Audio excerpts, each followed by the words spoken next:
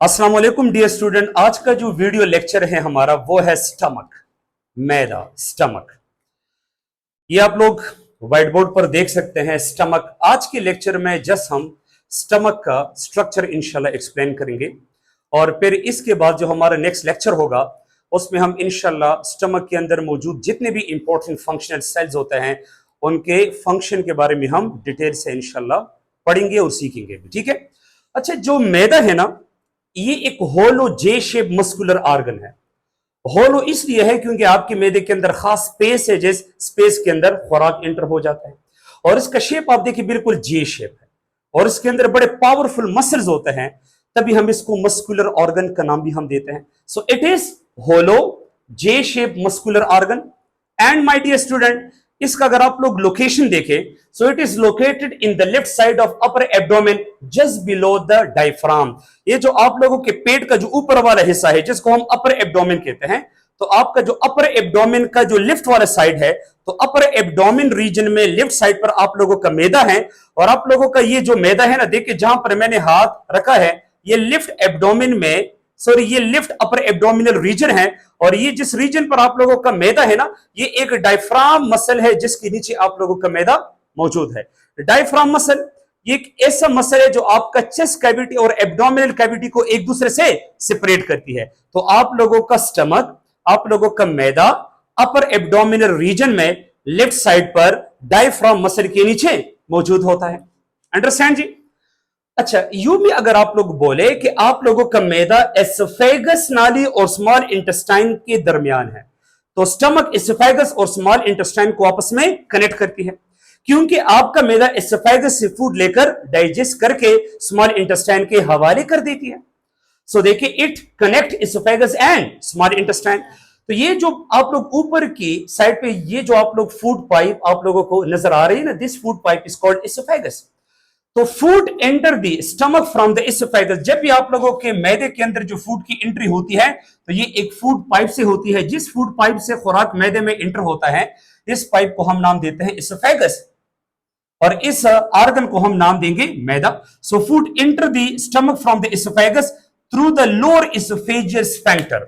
इसका मतलब यह है कि जब एसोफेगस से खुराक आपके मैदे में दाखिल होगा, तो एसोफेगस और मैदे के बीच में आप लोगों को एक वेल्व, एक स्फिंक्टर मिलेगा जिसका नाम है लोअर एसोफेजियल स्फिंक्टर और ये स्फिंक्टर दिल के करीब होता है, लिहाजा इसका दूसरा नाम है कार्डियक स्फिंक्टर। ये वेल्व ओपन होगा, खुराक एसोफेगस से आपके मैदे में दाखिल होगा, लेकिन जब एसोफेगस से खुराक स्टमक में एंटर होगा, ये वेल्व, ये स्फिंक्टर दोबारा से क्लोज हो जाएगा कि कहीं दोबारा ये खुराक आपके मैदे से वंस अगेन एसोफेगस में एंटर ना कर जाए, क्योंकि आपके मैदे में हाइड्रोक्लोरिक एसिड है। तो जब ये खुराक आपके मैदे के अंदर एंटर हो जाता है ना, तो इस खुराक के साथ HCl एसिड मिक्स होगा, तो ये खुराक एसिडिक हो जाएगा। तो अगर ये वेल्व ओपन रहेगा और ये क्लोज नहीं होगा, तो यही एसिडिक फूड अगर दोबारा एसोफेगस में एंटर हो जाए, तो ये बहुत ज्यादा कॉम्प्लिकेशंस आपकी बॉडी में पैदा कर सकते हैं। अंडरस्टैंड जी? Now my dear student, next point है कि an empty stomach has a volume of approximately 50 ml। जब भी आप लोग 7, 8, 9 हॉर्स कुछ ना खाए और आप लोगों का मैदा बिल्कुल खाली हो, सो याद रखें, मैदा जब खाली होगा तो एम्प्टी स्टमक का वॉल्यूम कितना होगा? 50 ml। इस स्टेटमेंट का मतलब यह है कि जब आपका स्टमक खाली होता है तो यह आपका मैदा साइज में बड़ा छोटा हो जाता है कि इसमें कम से कम अप्रोक्सीमेटली 50 ml खुराक सिर्फ जमा हो सकता है। तो हम मैदे का वॉल्यूम ऐसे लेते हैं कि जब आपका स्टमक एम्प्टी होता है तो एम्प्टी स्टमक का वॉल्यूम कितना होगा? 50 ml। इसका मतलब यह है कि जब आपका स्टमक एम्प्टी होता है तो मैदे का साइज शॉर्ट हो जाता है, मैदा बिल्कुल श्रिंक हो जाता है और ये अंदर से अंदर इसमें स्पेस इतना छोटा होगा कि एम्प्टी स्टमक में कितना ml खुराक होल्ड हो सकता है? 50 ml। लेकिन जब आपका मैदा एम्प्टी होगा तो आपके मैदे के अंदर ऐसे कुछ फोल्ड्स आप लोगों को मिलेंगे जिसको हम नाम देते हैं रियूजी। और जब इस मैदे के अंदर खुराक एंटर होगा तो ये मैदा फिर दोबारा अपने आप को एक्सपेंड करना स्टार्ट करेगा, तो फिर मैदे का साइज कम होगा या ज्यादा हो जाएगा? तो मैंने नेक्स्ट पॉइंट मैंने कहा भी है जो बहुत अहम इंपॉर्टेंट एमसीक्यूज भी है कॉम्पिटिटिव एग्जाम के लिए, कि आफ्टर मील, खुराक के बाद, capacity of the stomach for food is about 1 litre. खुराक के बाद आपका मैदा इस हद तक एक्सपेंड हो जाता है कि खुराक के बाद अप्रोक्सीमेटली इसमें 1 लीटर तक खुराक जमा हो सकता है। नॉर्मली हम तो इतना ज्यादा नहीं खाते हैं ना, लेकिन अगर आप इनसे भी ज्यादा खाए, इनसे भी ज्यादा खाए, इनसे भी ज्यादा खाए तो और भी आपका मैदा एक्सपेंड हो सकता है। तो अगर हम मैदे का टोटल और मैक्सिमम कैपेसिटी लें तो मैक्सिमम या total capacity of the stomach to hold the food is 4 litre, लेकिन आपके मैदे का जो मैक्सिमम कैपेसिटी है वो 4 लीटर है। मतलब कि आपका मैदा जो है ये अपनी मसल को इस्तेमाल करके अपने आप को इस हद तक एक्सपेंड कर सकता है कि ये 4 लीटर तक खुराक होल्ड कर सकता है।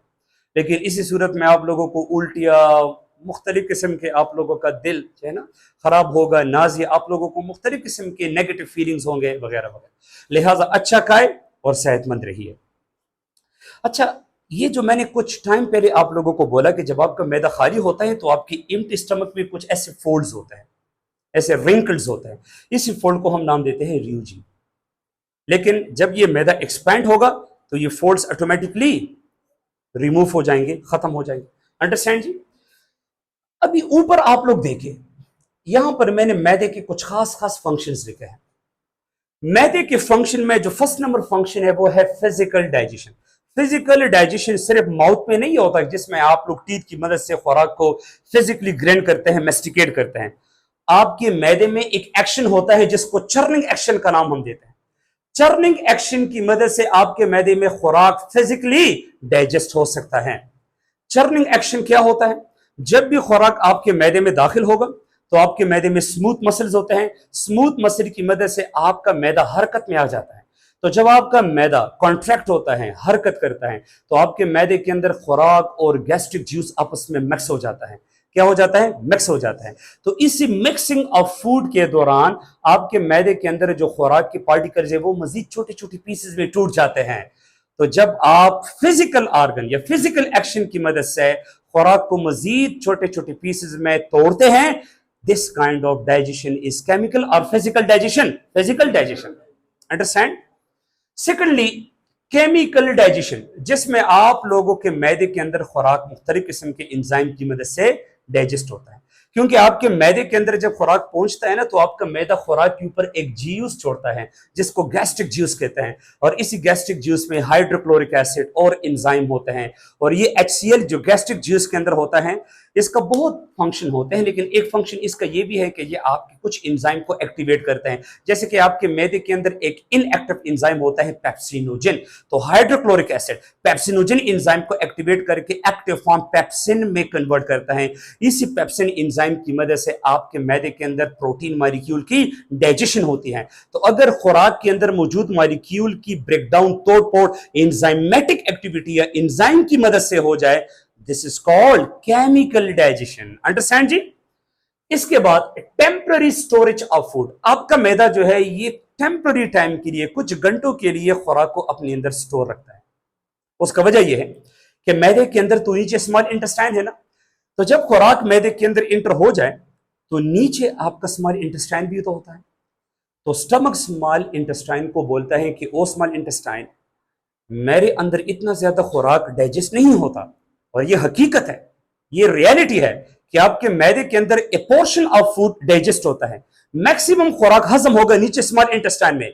लेकिन स्मॉल इंटेस्टाइन मैदे को बोलता है कि ओ भाई थोड़ा सा इंतजार करो, आरजी वक्त के लिए खुराक को अपने अंदर स्टोर रखो, क्योंकि मेरे ऊपर यह जिम्मेदारी है कि मैं ज्यादा खुराक डाइजेस्ट करने वाला ऑर्गन हूं और मेरा नाम है स्मॉल इंटेस्टाइन। तो स्मॉल इंटेस्टाइन ज्यादा मिकदार में खुराक को डाइजेस्ट करता है, वो भी स्लोली स्लोली। तो लिहाजा स्टमक स्मॉल इंटेस्टाइन की इज्जत रखते हुए खुराक को टेम्पररी टाइम के लिए अपने अंदर स्टोर रखता है। जब स्मॉल इंटेस्टाइन खुराक को सक्सेसफुली डाइजेस्ट करे तो फिर स्टमक जो है ये बड़ा तेजी से पेरिस्टाल्सिस मूवमेंट स्टार्ट करेगा, और इस पेरिस्टाल्सिस एक्टिविटी की वजह से स्टमक से खुराक नीचे स्मॉल इंटेस्टाइन में दाखिल हो जाएगा। अंडरस्टैंड जी? अच्छा, फिर नेक्स्ट पॉइंट अगर आप लोग देखें, absorption of H2O, aspirin, drug ions और इथेनॉल। ये पॉइंट मैंने बुक से लिया है जो कभी कभी एमसीक्यूज में आ सकता है। अभी मैंने कुछ टाइम पहले क्या बोला कि आपके मैदे में खुराक कितना हजम होता है? थोड़ा बहुत या बहुत ज्यादा? अगर little food is digested in the stomach तो थोड़ा से न्यूट्रिएंट्स भी आप लोगों के स्टमक में, ब्लड में जाएगा, एब्जॉर्ब होगा। तो ज्यादातर आपके मैदे से कौन सी चीजें ब्लड में जाकर एब्जॉर्ब होते हैं? वाटर तो होगा, एस्पिरिन, डिस्पिरिन की गोली जो पेनकिलर है सर्द के दर्द के लिए जो हम यूज करते हैं, और ions, electrolyte ions, sodium, calcium, magnesium, chlorine और इथेनॉल जो इथाइल अल्कोहल है। आप लोग देखिए जब बंदा शराब पिए ना तो वो बहुत जल्दी कुछ मिनटों के अंदर उस पर रिएक्शन स्टार्ट हो जाती है, क्योंकि शराब आपके मैदे से डायरेक्टली ब्लड में एब्जॉर्ब होकर आपके ब्लड में पहुंच जाता है और आपके ब्लड को डिप्रेस करता है, क्योंकि अल्कोहल या सेंट्रल नर्वस सिस्टम डिप्रेसेंट है। वो जब आपके ब्रेन को बिल्कुल ऐसे डिप्रेस करता है तो बस बंदा को बिल्कुल सामने वाला बंदा नजर नहीं आता और वहां पर वो ही आराम से सो जाता है। अंडरस्टैंड जी। फिफ्थ नंबर पॉइंट है डिफेंसिव रोल। अच्छा, मैदे का एक रोल ये भी है कि ये आप लोगों को मुख्तलिफ इन्फेक्शन से बचाता भी है, क्योंकि जो फूड आप लोग लेते हैं उसमें वायरस, बैक्टीरिया, मुख्तलिफ किस्म के टॉक्सिक केमिकल्स होते हैं, लेकिन आपका मैदा तो एसिडिक है। आपके मैदे के अंदर बड़ा स्ट्रॉन्गर एसिड है, हाइड्रोक्लोरिक एसिड, और इसी हाइड्रोक्लोरिक एसिड की वजह से आपके मैदे के अंदर बैक्टीरिया, वायरसेस या और जो टॉक्सिक केमिकल्स है वो सर्वाइव नहीं कर पाते हैं और वो खत्म हो जाते हैं। और यही HCl आपके मैदे को स्टेराइल रखता है। स्टेराइल का मतलब यह है जर्म फ्री रखता है, और इस प्रोसेस को हम स्टेरिलाइजेशन बोलते हैं, जिसमें आपका मैदा हाइड्रोक्लोरिक एसिड की मदद से मैदे को जरासीमों से बिल्कुल साफ रखता है। अंडरस्टैंड। अब इस फंक्शंस के बाद मैंने इधर एक पॉइंट लिखा है चाइम। ये एमसीक्यूज में आ सकता है। जब भी खुराक मैदे में दाखिल हो जाए तो आपका मैदा जो है वो मस्कुलर एक्टिविटी की वजह से हरकत में आ जाता है।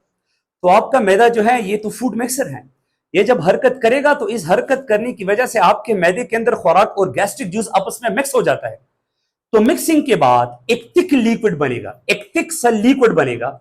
इस थिक लिक्विड को हम नाम देंगे चाइम, और ये चाइम बनेगा ड्यूरिंग चर्निंग एक्शन, क्योंकि चर्निंग एक्शन में आपका मैदा हरकत में आके खुराक और गैस्ट्रिक जूस को आपस में मिक्स करेगा। तभी मैंने लिखा भी है कि एक thick fluid produce in the stomach during churning action. Churning action के वक्त जब खुराक और गैस्ट्रिक जूस आपस में मिक्स हो जाए तो एक थिक लिक्विड हमारे पास बनेगा मैदे में, जिसको हम नाम देते हैं चाइम। ऐसे ही यही फूड जब आपके ओरल कैविटी में होता तो हम इसको नाम देते हैं बोलस। यही खुराक जब आपके मैदे में आएगा तो मैदे में खुराक से जो थिक लिक्विड बनेगा इसको फिर हम नाम देंगे चाइम।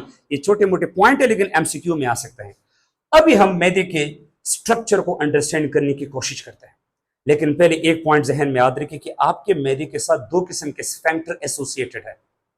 दो किस्म के मोहाइमन, एक अपर स्फेंक्टर और एक लोअर स्फेंक्टर। ये जो अपर वन है इसको हम नाम देते हैं लोअर एसोफेजियल स्फेंक्टर, आल्सो कॉल्ड कॉर्डिक स्फेंक्टर। इसी स्फेंक्टर की वजह से खुराक एसोफेगस से मैदे में दाखिल होती है, और जब भी स्टमक फूड को स्मॉल इंटेस्टाइन के साइड पर भेजेगा तो फिर स्टमक और स्मॉल इंटेस्टाइन के बीच में क्या है, पाइलोरिक स्फेंक्टर है। This pyloric sphincter regulate the entry of food from stomach into the small intestine. अब इस मैदे के अंदर या इस मैदे के स्ट्रक्चर में 4 पार्ट्स है। फर्स्ट पार्ट जिसको मैंने ब्लू कलर से रिप्रेजेंट किया है, सेकंड पार्ट को ग्रीन कलर से, थर्ड पार्ट को रेड कलर से, फोर्थ पार्ट को ब्लैक कलर से। अच्छा, ये जो ब्लू रीजन है इसको हम नाम देते हैं कार्डिया, क्योंकि ये रीजन दिल के करीब होता है। और ये वो रीजन होता है ना, ये रीजन कि जब एसोफेगस से खुराक मैदे में आएगा तो सबसे पहले मैदे में खुराक कहां पर एंटर होगा, कार्डिया में, क्योंकि कार्डिया स्फेंक्टर के नीचे वाला रीजन है। तो देखिए first number point, it is the narrow area. ये छोटा सा एरिया है around the opening of stomach sphincter, around the opening of, यहां पर मैं लिखूंगा अराउंड द ओपनिंग ऑफ, शाबाश, लोअर एसोफेजियल स्फेंक्टर। आप लोग देखिए ये जो लोअर एसोफेजियल स्फेंक्टर है इसके इर्द गिर्द आप लोगों को कार्डियल रीजन जो है वो नजर आएगा। सो देखिए इधर मैंने लिखा भी है around the opening of lower oesophageal sphincter. तो ये बाकी पॉइंट इधर हमारे काम नहीं आएंगे। अंडरस्टैंड जी। और इसका basic function, it acts as a passage way for food. ये एक पैसेज वे है क्योंकि जब ये स्फेंक्टर खोलेगा तो डायरेक्ट खुराक कार्डियो रीजन में दाखिल होगा। अब जब ये खुराक कार्डियो रीजन में एंटर होगा तो फिर ये खुराक आपकी पूरे मैदे में डिस्पर्स हो जाएगा। अब कार्डिया से हटकर ऊपर वाला रीजन को आप लोग देखिए बिल्कुल डोम शेप गुंबद की तरह, ये जो अपर एक्सपेंडेड रीजन आप लोगों को नजर आ रहा है ग्रीन मार्कर से जो मैंने शेड किया है, this region is called fundus. So it is the upper expanded और डोम शेप पार्ट। ये अपर एक्सपेंडेड रीजन है या इसको डोम शेप पार्ट हम कहते हैं। above the esophageal opening, ये जो esophageal opening है इसके ऊपर ये जो आप लोगों को डोम शेप पार्ट मैदे का नजर आ रहा है इसको हम नाम देते हैं फंडस। और ये जो दरमियान में सेंट्रल रीजन में जो आपको सबसे लार्जर पोर्शन नजर आ रहा है, जिसको मैंने रेड कलर से रिप्रेजेंट किया है, इसको हम बॉडी कहते हैं। It is the largest central region of the stomach between the fundus and pylorus. Fundus और पाइलोरस के दरमियान मैदे का सबसे लार्जेस्ट पोर्शन, इसको हम क्या नाम देते हैं? बॉडी। सबसे ज्यादा गैस्ट्रिक ग्लैंड्स बॉडी रीजन में है। तो चूंकि बॉडी रीजन में सबसे ज्यादा गैस्ट्रिक ग्लैंड्स है, तो गैस्ट्रिक ग्लैंड का काम है गैस्ट्रिक जूस को सिक्रीट करना। तो आप मुझे आंसर दें, सबसे ज्यादा गैस्ट्रिक जूस के सिक्रीशन मैदे के किस पार्ट में होगी? बॉडी में।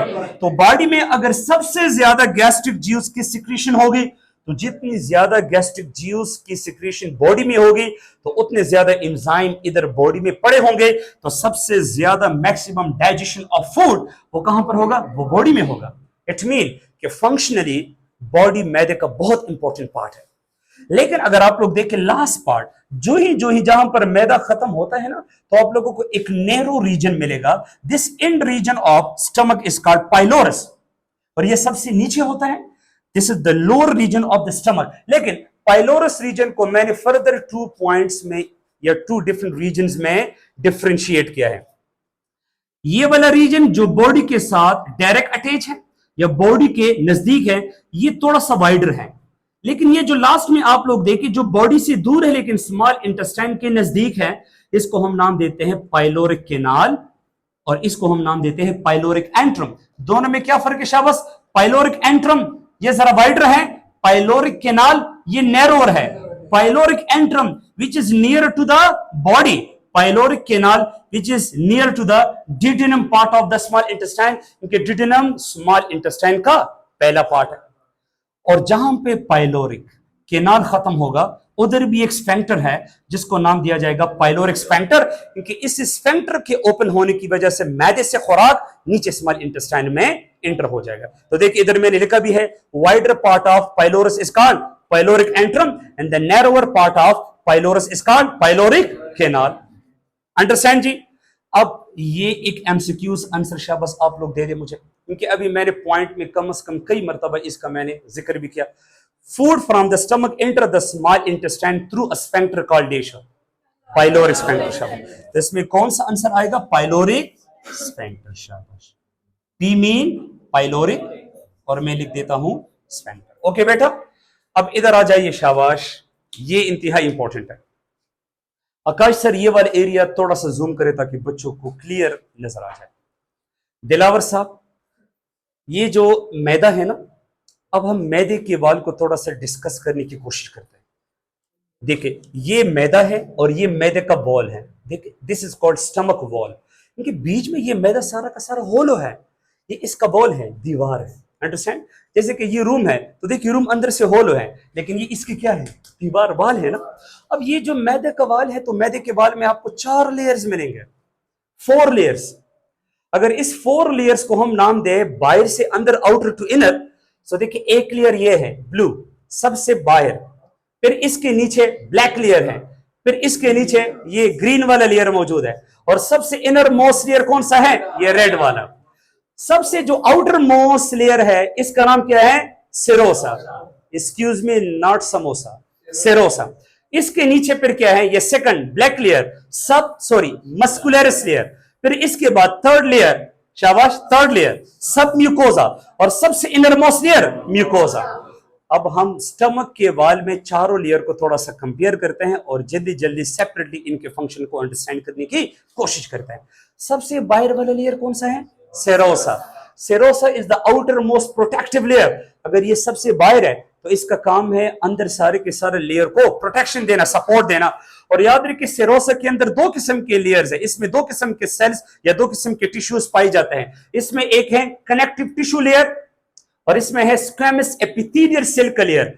कनेक्टिव टिश्यू लेयर में कनेक्टिव टिश्यू के सेल्स होते हैं, जबकि स्क्वैमस एपिथेलियल सेल लेयर के अंदर स्क्वैमस एपिथेलियल सेल्स होते हैं। एपिथेलियल सेल को तो आप लोग जानते हैं, लेकिन जो एपिथेलियल सेल फ्लेट होते हैं, एलोंगेटेड होते हैं, इसको हम स्क्वैमस एपिथेलियल सेल कहते हैं। So it means connective tissue layer and squamous epithelial cell layer से outermost layer of stomach wall बनेगा, that is serosa, which is the most important one which is the most important, supporting and what a protective layer of the stomach wall. Understand? इसके नीचे ये जो second layer है, इसका नाम है muscularis layer. ये जो मैं बार बार बोलता हूं कि आपके मैदे के अंदर मसल्स है, तो ये मसल इस सेकंड नंबर लेयर के अंदर मौजूद है। Muscularis layer also called muscle layer. अच्छा, इसके अंदर स्मूथ मसल्स मौजूद है, लेकिन साथ बेटा इसी मस्कुलरिस लेयर के अंदर स्मूथ मसल की 3 टाइप्स है। अब तीनों मसल में सबसे बाहर वाला मसल है outer longitudinal muscle. Longitudinal muscle और पैरेलल, ये बिल्कुल ऐसे मसल होते हैं, पैरेलल मसल होता है, बिल्कुल ऐसे पैरेलल, तभी हम इसको नाम देते हैं लॉन्गिट्यूडनल मसल। और ये तीनों मसल में सबसे बाहर की तरफ होते हैं, तो हम इसको आउटर लॉन्गिट्यूडनल मसल का नाम हम देते हैं।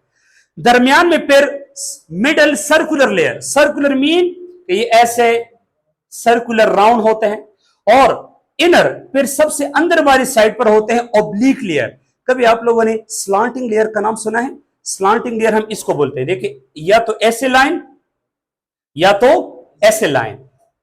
तो ये जो मसल्स है ये ऐसे फिजिकल अपीयरेंस में होता है, तभी हम इसको नाम देते हैं ऑब्लिक लेयर या ऑब्लिक मस्कुलर लेयर। और ये जो ऑब्लिक लेयर है ये चूंकि इनर साइड पर होते हैं, तो हम इसको नाम देते हैं इनर ऑब्लिक लेयर। शाबाश, अभी आप लोग मुझे आंसर दें my dear student. Second layer का नाम क्या है? Muscularis layer. इसमें कौन से मसल्स होते हैं? और स्मूथ मसल पे इसमें कितने टाइप्स में होते हैं? अच्छा, सबसे बाहर की तरफ लॉन्गिट्यूडनल स्मूथ मसल, मिडल में सर्कुलर स्मूथ मसल, और अंदर की तरफ ऑब्लिक। ये जो ऑब्लिक स्मूथ मसल है तो ये स्लांटिंग लाइन की तरह होते हैं, ठीक है। अब इसके अंदर अगर हम जाए, सो तीसरा जो लेयर है इसका नाम है सब म्यूकोजा। और सब म्यूकोजा लेयर के अंदर कौन कौन सी चीजें होते हैं? इसमें ब्लड वेसल, इसमें लिम्फेटिक वेसल, और इसमें नर्व्स होते हैं। ब्लड वेसल मैदे को ब्लड सप्लाई करता है, और लिम्फेटिक वेसल जहां पर भी होते हैं, लिम्फेटिक वेसल एक आर्गन से एक्सेस फ्लूइड को लेता है। तो जब लिम्फेटिक वेसल मैदे के सेल से एक्सेस फ्लूइड को कलेक्ट करे, तो लिम्फेटिक वेसल के अंदर उसी फ्लूइड को फिर हम नाम देंगे लिम्फ। तो लिम्फेटिक वेसल की वजह से आपकी बॉडी के किसी भी रीजन के अंदर एक्सेस फ्लूइड एक्युमुलेट नहीं होता। जहां पर एक्सेस फ्लूइड जमा हो जाए, इसको नाम हम एडेमा देते हैं, swelling of the region, swelling of the tissue due to accumulation of extra fluid is called edema. लेकिन लिम्फेटिक सिस्टम जिसमें लिम्फेटिक वेसल्स आते हैं, ये इसका फंक्शन है कि ये आपकी बॉडी के टिश्यू से एक्स्ट्रा सेलुलर या एक्सेस फ्लूइड को लेता है और आपकी बॉडी को एडेमा से बचाती है। और नर्व्स, ये वो नर्व्स होते हैं कि जब आपके मैदे के अंदर खुराक एंटर हो जाए, तो यही नर्व आपके मैदे को सिग्नल देगा कि भाई अब एक्टिवेट हो जाओ और इसके ऊपर गैस्ट्रिक जूस को सीक्रेट करो। तो ये नर्व्स आपके मैदे को एक्टिवेट करेगा, आपके मैदे के अंदर जो गैस्ट्रिक ग्लैंड है उसकी एक्टिवेशन होगी, और आपके मैदे के अंदर गैस्ट्रिक ग्लैंड गैस्ट्रिक जूस को सीक्रेट करेगा, और गैस्ट्रिक जूस की मदद से आपका खुराक जो है वो मैदे के अंदर डाइजेस्ट हो जाएगा, ठीक है।